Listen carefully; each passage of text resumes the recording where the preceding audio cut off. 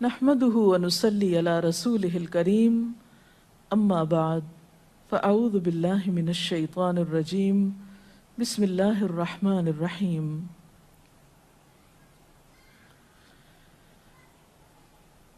ایک پاکیزہ معاشرہ اسی وقت وجود میں آ سکتا ہے جب خاندانی نظام مضبوط ہو، اور خاندانی نظام کی مضبوطی کا انحصار شوہر اور بیوی کے باہمی تعلقات پر ہوتا ہے۔ دونوں کے درمیان جب تک باہم موافقت نہ ہو، دونوں ایک دوسرے کے حقوق کا خیال نہ رکھیں، اس وقت تک خاندان کے اندر خوشی، راحت، سکون پیدا نہیں ہو سکتا۔ تو آئیے ہم دیکھتے ہیں کہ اسلام شوہر اور بیوی کو ایک دوسرے کے حقوق کی ادائیگی کے لیے کیا حکم دیتا ہے۔ سب سے پہلے شوہر کی ذمہ داریوں پہ بات کریں گے اور عورت کے حقوق پر۔ قرآن پاک میں اللہ سبحانہ و تعالیٰ نے شوہر اور بیوی دونوں کو ایک دوسرے کا لباس بتایا ہے۔ ارشاد باری تعالیٰ ہے، ہن لباس لکم وانتم لباس لہن، وہ تمہارا لباس ہیں اور تم ان کا لباس ہو۔ اور لباس انسان کے لیے حفاظت، زیب و زینت اور سکون کا باعث ہوتا ہے۔ انسان اپنے لباس سے پہچانا جاتا ہے، انسان اپنے لباس کی کیئر کرتا ہے، اس کی حفاظت کرتا ہے، نگہداشت کرتا ہے، اس کے بارے میں کانشیس ہوتا ہے، اس سے غافل نہیں ہوتا، کیونکہ وہ اس کی شخصیت کو خوبصورت بناتا ہے، اور اگر لباس اچھا نہیں تو شخصیت داغدار ہو جاتی ہے۔ تو جس طرح لباس اور جسم کا باہم تعلق ہے، ایک مضبوط تعلق، قریبی تعلق، اسی طرح شوہر اور بیوی کا بھی باہم ایک مضبوط قریبی تعلق ہوتا ہے۔ اس لیے دونوں جب تک ایک دوسرے کے حقوق ادا نہ کریں، دونوں ایک دوسرے کا خیال نہ رکھیں، تو کوئی بھی خوشگوار خاندان جنم نہیں لے سکتا۔ تو آئیے دیکھتے ہیں کہ اس سلسلے میں اسلام کی تعلیمات کیا ہیں۔ سب سے پہلے شوہر کو یہ تلقین کی گئی کہ وہ بیوی کے ساتھ اچھا سلوک کرے۔ قرآن پاک میں اللہ تعالیٰ فرماتے ہیں، وَعَاشِرُوهُنَّ بِالْمَعْرُوفِ، اور ان عورتوں کے ساتھ معروف طریقے سے، بھلے طریقے سے زندگی بسر کرو۔ حجۃ الوداع کے موقع پر نبی صلی اللہ علیہ وسلم نے مردوں کو تلقین کرتے ہوئے فرمایا، لوگو سنو، عورتوں کے ساتھ اچھے سلوک سے پیش آؤ، کیونکہ وہ تمہارے پاس قیدیوں کی طرح ہیں۔ تمہیں ان کے ساتھ سختی کرنے کا کوئی حق نہیں سوائے اس صورت کے جب ان کی طرف سے کھلی ہوئی نافرمانی سامنے آئے۔ اسی طرح آپ نے اپنے اس خطبے میں یہ بھی فرمایا کہ دیکھو سنو، تمہارے کچھ حقوق تمہاری بیویوں پر ہیں اور تمہاری بیویوں کے کچھ حقوق تم پر ہیں۔ تمہارا حق ان پر یہ ہے کہ وہ تمہارے بستروں کو ان لوگوں سے نہ روندوائیں جن کو تم ناپسند کرتے ہو، اور تمہارے گھروں میں ایسے لوگوں کو نہ آنے دیں جن کا آنا تمہیں ناگوار ہو، اور سنو، ان کا تم پر یہ حق ہے کہ تم انہیں اچھا کھلاؤ اور اچھا پہناؤ۔ اسی طرح اسلام شوہر کو یہ حکم بھی دیتا ہے کہ وہ بیوی کے ساتھ خوش گمان رہے۔ اور اگر دیکھا جائے تو انسانی گمان اور انسانی سوچ انسان کے عمل کی بنیاد بنتی ہے۔ آپ کسی کے ساتھ بھی اچھا سلوک اسی وقت کر سکتے ہیں جب آپ اس کے بارے میں حسن ظن رکھتے ہوں، اس کے بارے میں اچھی سوچ رکھتے ہوں، اس کے لیے برا نہ چاہتے ہوں۔ اسی لیے ہم دیکھتے ہیں کہ قرآن پاک میں اللہ سبحانہ و تعالیٰ تلقین فرماتے ہیں کہ فَإِن كَرِهْتُمُوهُنَّ فَعَسَىٰ أَن تَكْرَهُوا شَيْئًا وَيَجْعَلَ اللَّهُ فِيهِ خَيْرًا كَثِيرًا، کہ اگر وہ تمہیں کسی وجہ سے ناپسند بھی ہوں تو ہو سکتا ہے کہ ایک چیز تمہیں پسند نہ ہو، مگر اللہ تعالیٰ نے اسی میں تمہارے لیے بہت کچھ بھلائی بنا رکھی ہو۔ اس مفہوم کو آپ صلی اللہ علیہ وسلم نے ایک حدیث میں یوں بیان کیا ہے کہ کوئی مومن اپنی مومنہ بیوی سے نفرت نہ کرے، اگر بیوی کی کوئی عادت اس کو پسند نہیں تو ہو سکتا ہے کوئی دوسری خصلت اس کو پسند آ جائے۔ اسی طرح بیوی کے ساتھ عفو درگزر کی روش اختیار کرنے کا بھی حکم دیا گیا ہے، کیونکہ گھر میں 100 معاملات ایسے ہو سکتے ہیں جن میں دونوں کو ایک دوسرے سے اختلاف ہو، یا ایک دوسرے کی کوئی بات ناپسند ہو، یا ایک دوسرے کی طرف سے کچھ زیادتی ہو۔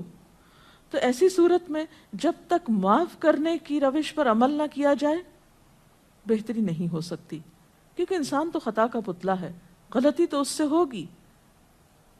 اس لیے قرآن پاک میں خاص طور پر اہل ایمان کو حکم ہے، یا ایھا الذین آمنوا ان من ازواجکم و اولادکم عدوا لکم، اے لوگو جو ایمان لائے ہو، تمہاری بعض بیویاں اور اولاد تمہارے دشمن ہو سکتے ہیں، فاحذروہم، ان سے محتاط رہو، وَإِن تَعْفُوا وَتَصْفَحُوا وَتَغْفِرُوا فَإِنَّ اللَّهَ غَفُورٌ رَحِيمٌ، پھر اگر تم معاف کر دو، بخش دو، عفو درگزر سے کام لو، تو بے شک اللہ تعالیٰ بھی غفور الرحیم ہے۔ معاف کرنے کے لیے یہاں پر 3 الفاظ ایک جگہ پر استعمال ہوئے ہیں، تعفو، تصفحو، تغفرو۔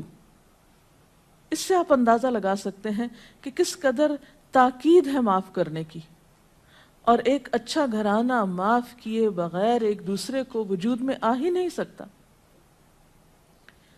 نبی صلی اللہ علیہ وسلم نے خاص طور پر عورت کے ساتھ اچھے سلوک کی تلقین کرتے ہوئے فرمایا، عورتوں کے ساتھ اچھا سلوک کرو، عورت پسلی سے پیدا کی گئی ہے، اور پسلیوں میں سب سے زیادہ اوپر کا حصہ ٹیڑھا ہے، اس کو سیدھا کرو گے تو ٹوٹ جائے گی، چھوڑ دو گے تو ٹیڑھی رہے گی، بس عورتوں کے ساتھ اچھا سلوک کرو۔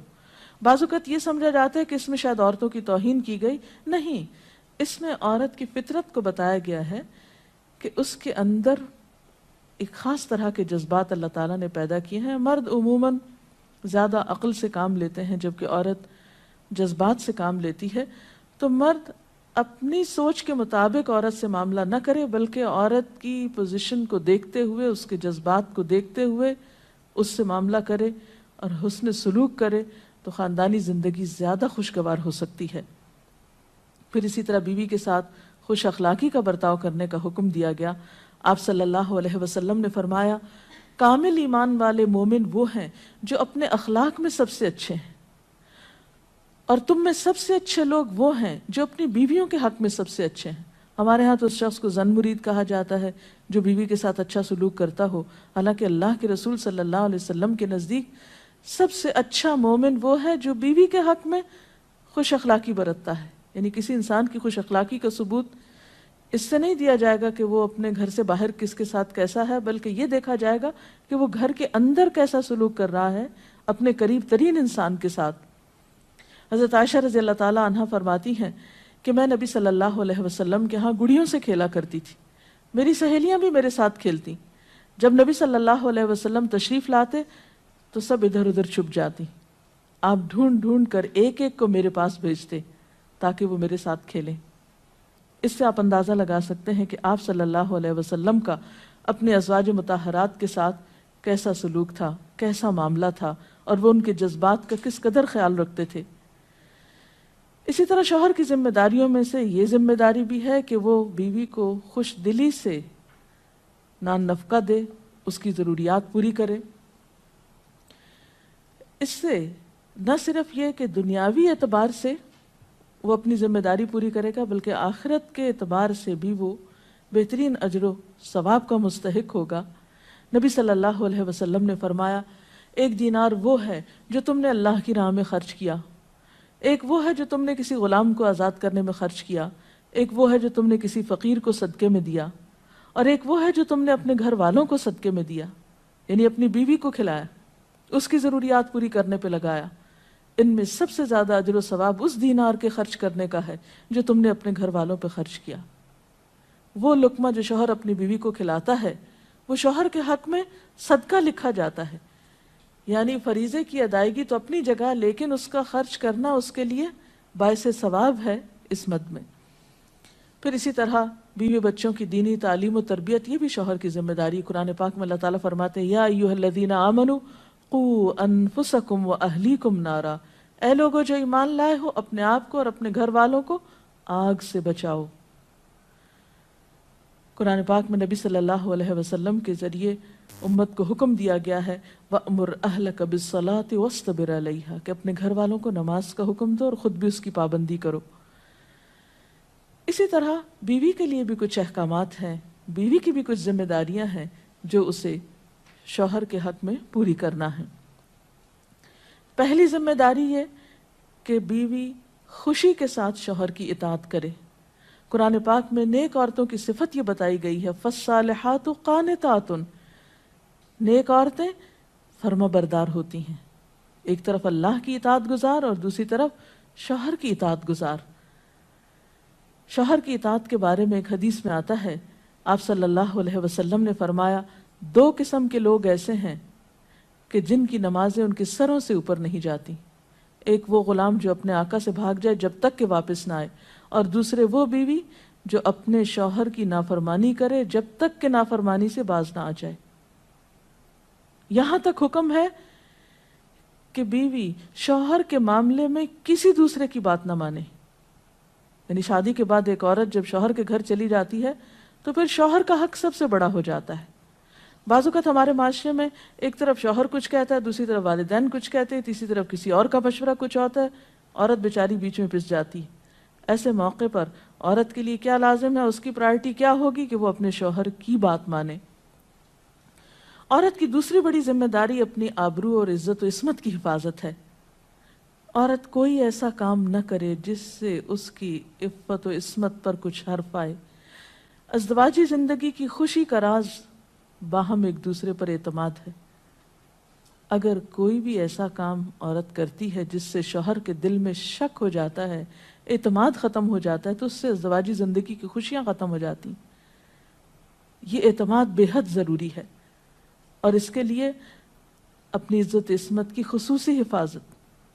نبی صلی اللہ علیہ وسلم نے فرمایا عورت جب 5 وقت کی نماز پڑھے، اپنی آبرو کی حفاظت کرے، اپنے شوہر کی فرما بردار رہے تو وہ جنت کے جس دروازے سے چاہے داخل ہو جائے. اسی لیے شوہر کی اجازت اور مرضی کے بغیر گھر سے بھی نہیں نکلنا چاہیے. حضرت معاذ بن جبل کہتے ہیں کہ نبی صلی اللہ علیہ وسلم نے فرمایا خدا پر ایمان رکھنے والی عورت کے لیے جائز نہیں کہ وہ اپنے شوہر کے گھر میں کسی ایسے کو آنے دے جس کا آنا شوہر کو پسند نہ ہو، اور ویسی صورت میں گھر سے نکلے جب اس کا نکلنا شوہر کو پسند نہ ہو. اطاعت کے علاوہ شوہر کو خوش رکھنا یہ بھی بے حد ضروری ہے. نبی صلی اللہ علیہ وسلم نے فرمایا جس عورت نے اس حال میں انتقال کیا کہ اس کا شوہر اس سے خوش تھا تو وہ جنت میں داخل ہوگی. اور عموماً کسی کی خوشی کے لیے انسان اپنے جذبات کی قربانی دیتا ہے، بعض اوقات اپنی سوچ کی قربانی دیتا ہے، بعض اوقات اپنے کسی اور راحت و آرام کی قربانی دیتا ہے. تو ایک عورت جب اپنے شوہر کو خوش کرتی ہے تو جواباً اس کے لیے خوشی پلٹتی ہے. اس لیے گھریلو زندگی کی خوشی کا انحصار اسی بات پر ہے کہ دونوں ایک دوسرے کے لیے قربانی کے جذبات رکھتے ہوں، ایک دوسرے کے لیے رحمت اور ایک دوسرے کے لیے مودت کا ذریعہ ہوں. جیسا کہ قرآن پاک میں شادی کا مقصد ہی یہ بتایا گیا کہ دونوں کے درمیان باہم مودت اور رحمت کے جذبات ہوں، ایک دوسرے کے لیے سکون کا باعث ہوں، تاکہ انسانی زندگی بہترین طریقے پر رواں دواں رہے. اسی طرح شوہر سے محبت کا اظہار کرنا، اس کے ساتھ وفادار رہنا، اس کا احسان ماننا یہ بھی بے حد ضروری ہے. حضرت اسماء کہتی ہیں کہ ایک بار نبی صلی اللہ علیہ وسلم میرے پاس سے گزرے، میں اپنی سہیلیوں کے ساتھ تھی. آپ نے ہمیں سلام کیا اور ارشاد فرمایا تم پر جن کا احسان ہے ان کی ناشکری سے بچو.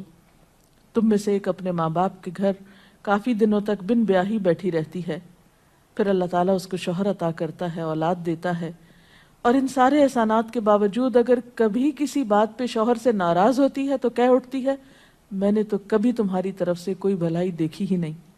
تو یہ جملہ ناشکری کا جملہ ہے جو عورت کو نہیں بولنا چاہیے. قیامت کے دن اللہ تعالیٰ اس عورت کی طرف نظر رحمت اٹھا کر نہیں دیکھے گا جو شوہر کی ناشکری ہوگی۔ اور آخری بات یہ کہ عورت کے اوپر لازم ہے کہ وہ اپنے گھر بار، مال و اسباب اور اپنی ذمہ داریوں میں شوہر کی مددگار رہے، شوہر کی وفادار رہے۔ آپ صلی اللہ علیہ وسلم نے فرمایا قریش کی عورتیں کتنی اچھی عورتیں ہیں جو بچوں پہ بہت مہربان اور شوہر کے گھر بار کی حفاظت کرنے والی ہیں۔ آپ صلی اللہ علیہ وسلم نے ایک اچھی عورت کی خوبیاں بیان کرتے ہوئے فرمایا مومن کے لیے خوف خدا کے بعد سب سے مفید اور باعث خیر نعمت نیک بیوی ہے۔ اور نیک بیوی کون؟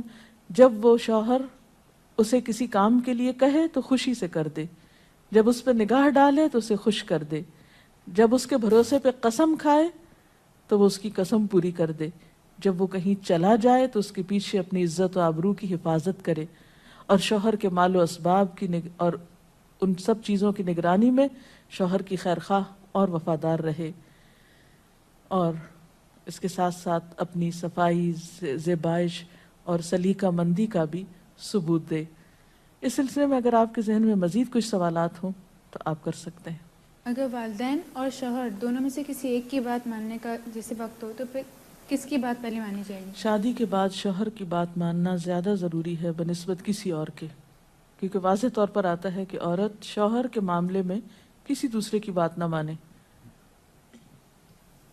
اگر شوہر کوئی ایسا حکم دے جو کہ شریعت کے خلاف ہو تو کیا اس کو حکم ماننا چاہیے؟ شریعت یا دین کے خلاف؟ یہ تو ایک اصول ہے لا طاعت لمخلوق فی معصیت الخالق، کہ کسی مخلوق کی یعنی کسی انسان کی اطاعت جائز ہی نہیں جہاں اللہ کی نافرمانی ہو رہی ہو۔ یہ تو ایک واضح اور طے شدہ بات ہے، اس لیے جہاں اطاعت کی بات ہوگی وہ معروف میں ہوگی، نیکی اور بھلائی کے کاموں میں ہوگی، شر میں اور برائی میں نہیں ہوگی۔ اگر کسی کا شوہر ناراض اس کا انتقال ہو جائے، وہ ناراض ہو اس کا انتقال ہو جائے، ایسی بیوی کیا کرے؟ بعد میں شوہر کے لیے دعا مغفرت کرے، اس کی طرف سے صدقہ خیرات کرے تو انشاءاللہ اللہ تعالیٰ معاف کرنے والا ہے۔ ڈاکٹر صاحبہ، اگر ایک پارٹنر اپنے حقوق، اپنے فرائض پورے کرتا ہے لیکن دوسرا جو ہے وہ نہیں کر رہا، تو اس صورت میں پھر کیا رویہ ہونا چاہیے؟ اس میں یہ کہ حسن سلوک کے ساتھ دوسرے شخص کو توجہ دلانی چاہیے کہ وہ اپنے حقوق پورے کرے، کیونکہ تالی دونوں ہاتھوں سے بجتی ہے۔ ایک شخص کب تک اچھا سلوک کر سکتا ہے اگر دوسری طرف سے اچھا سلوک نہ ہو؟ لیکن یہ یاد رکھیے کہ انسان بد اخلاقی کے ساتھ نہ کسی کا دل جیت سکتا ہے، زور زبردستی کے ساتھ کسی سے اپنے حقوق نہیں منوا سکتا۔ وقتی طور پہ ہو سکتا ہے کوئی پریشرائز ہو جائے، لیکن کسی کے دل میں اپنی جگہ نفرت یا سختی سے نہیں بنائی جا سکتی، محبت کے ساتھ ہی بنتی ہے۔ اس لیے صبر سے کام لینا چاہیے، اس معاملے میں جلد بازی نہیں کرنی چاہیے، اور دوسرے کو اپنے اخلاق کے ساتھ درست کرنے کی کوشش کرنی چاہیے، کیونکہ شوہر اور بیوی کا باہم تعلق جو ہے وہ بنیادی طور پر ہے ہی محبت کا تعلق۔ اگر شوہر دینی تعلیم کو اہمیت نہیں دیتا لیکن بیوی اسے حاصل کرنا چاہتی ہے تو ایسے میں بیوی کو کیا کرنا چاہیے؟ اب دیکھیے کہ دین کی تعلیم تو یہی ہے کہ طلب العلم فریضۃ علی کل مسلم، علم حاصل کرنا ہر مسلمان پر فرض ہے۔ اس میں جیسے مرد کا حق ہے علم حاصل کرنے کا، ایسا ہی عورت کا بھی حق ہے، کیونکہ علم کے بغیر تو زندگی اندھیر ہے، نہ انسان دنیا میں صحیح طور پر زندگی بسر کرتا ہے اور آخرت میں بھی وہ کیسے حساب کتاب دے سکتا ہے جب اس کو پتہ ہی نہیں کہ اس کی ذمہ داریاں کیا ہیں، اسے کیا کرنا چاہیے اور کیا نہیں کرنا چاہیے۔ تو اس لیے اسلام نے ایسے معاملے میں عورت کو حق دیا ہے کہ وہ اپنا حق لے سکتی ہے، یعنی اگر شوہر نہیں بھی راضی تو وہ دینی علم حاصل کر سکتی ہے جس پر اس کی دنیا اور آخرت کی فلاح کا انحصار ہے۔ اگر شوہر دوسری شادی کرنا چاہے اور اپنی پہلی بیوی سے اجازت لینا کیا اس پہ فرض ہے؟ نہیں، فرض نہیں۔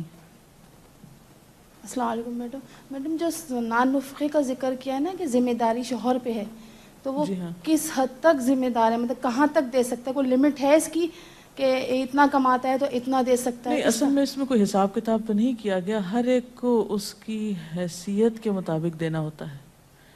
جو وسعت والا ہے وہ زیادہ خرچ کرے گا، جو کم حیثیت والا ہے وہ اپنی حیثیت کے مطابق کرے گا، لیکن بنیادی ضروریات بیوی بچوں کی پورا کرنا شوہر کی ذمہ داری ہے، جس میں تعلیم، رہائش، خوراک، لباس، دوا، علاج، معالجہ، یہ سب شوہر کی ذمہ داری۔